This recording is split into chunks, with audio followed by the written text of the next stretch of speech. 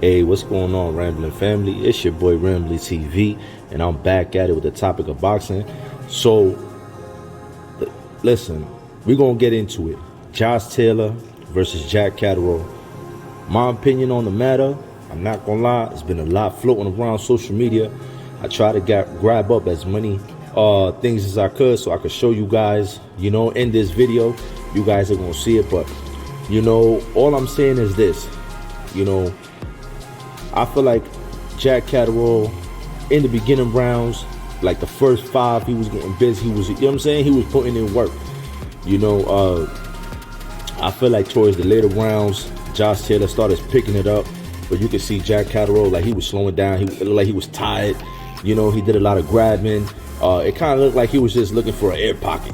You know what I'm saying? When you underwater and you swim for a long time, you're looking for an air pocket. If not, then you got to go back up. At the end of the day, it looked like that. I'm not going to lie. This was a very interesting, good fight. I'm not going to say it was the best, but it was very entertaining. But I'm not going to lie. Not only was this entertaining, but it was like a nasty fight at the same time, man. Like, or was it just me? Like, I thought it was just nasty. I was like, geez, Lord. You know what I'm saying? Like, hey, you got to give it to Jack Catterall. He did knock down Josh Taylor. I understand they both had the point deductions.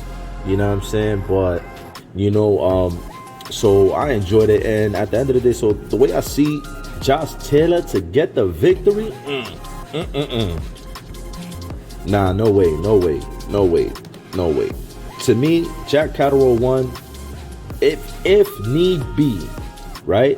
Because I know people are gonna be talking about this. Oh, Josh Taylor, blah blah. You know what I'm saying? I understand. I hear it, but I'm telling you from what I seen with my eyes, Jack Catterall was supposed to get the nod. I feel like Jack Catterall, unfortunately, you were robbed, and it's sad to see this.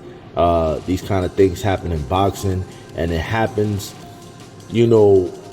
I would like to say rarely, but this is kind of like a uncommon thing now. It's not becoming common to where you see it all the time, but you're starting to see it at least twice a year. I guess you could say it's common, but it's weird. You know what I'm saying? It's so weird. Especially that he got it by the knockdown. I understand the point deductions. I totally get it.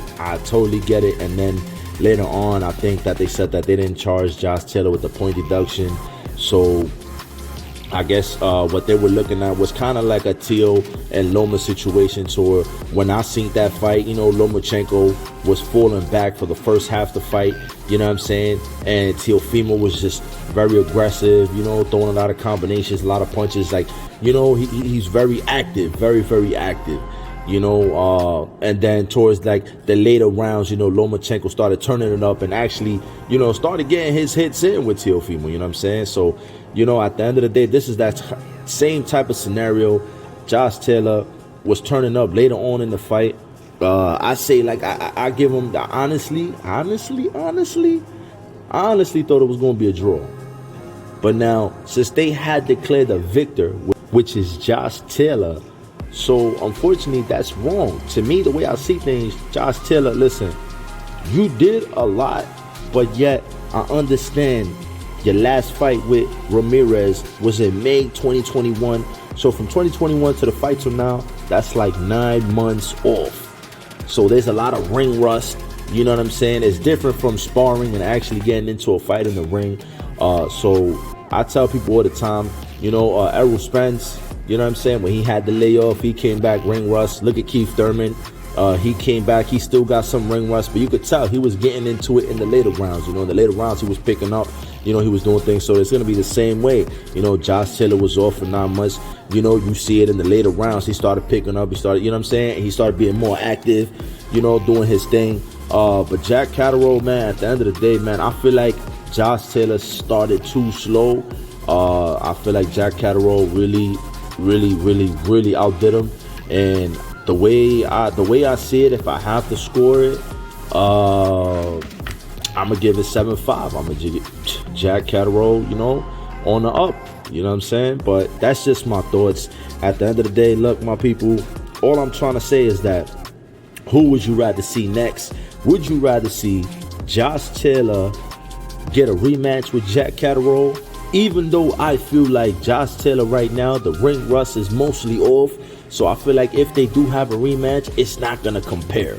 I feel like Josh Taylor is going to get rid of the ring rust the next time he comes around with Jack Catterall. Oh, he's definitely going to put in the same work he was putting in on the second half of the first fight into the second fight. He's definitely going to bring it since round 1, and it might be a stoppage, I'll say by round 7. Mark my words. Now, would you want to see him do a rematch with Jack Catterall, or would you rather see Josh Taylor take on somebody else in his division, somebody like Mario Barrios? You know, we know that Mario Barrios took an L again against Keith Thurman, but at the end of the day, he still got that Azteca warrior inside of him, you know, so he's a tough fighter. He's not a pushover. Would you rather see Josh Taylor against Arnold Barboza, the undefeated? He's undefeated. Josh Taylor's undefeated. So if you have these two undefeated fighters, somebody's gotta go.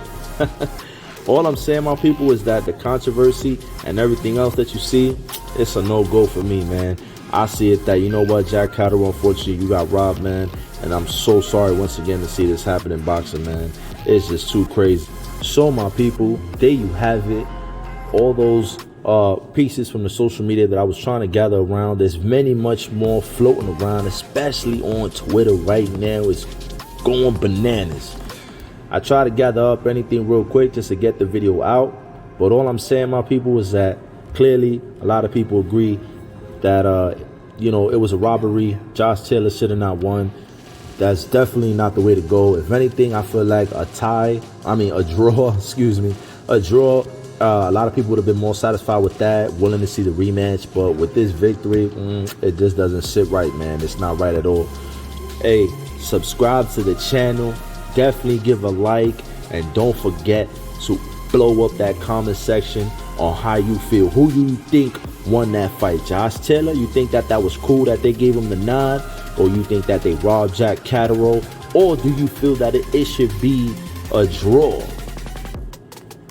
And if so, who do you think that Josh Taylor should go after next? Should it be a rematch? Should it be Mario Barrios, the undefeated Arnold Barboza? You guys let me know in the comment section. Once again, subscribe, like to the channel, and I'm out.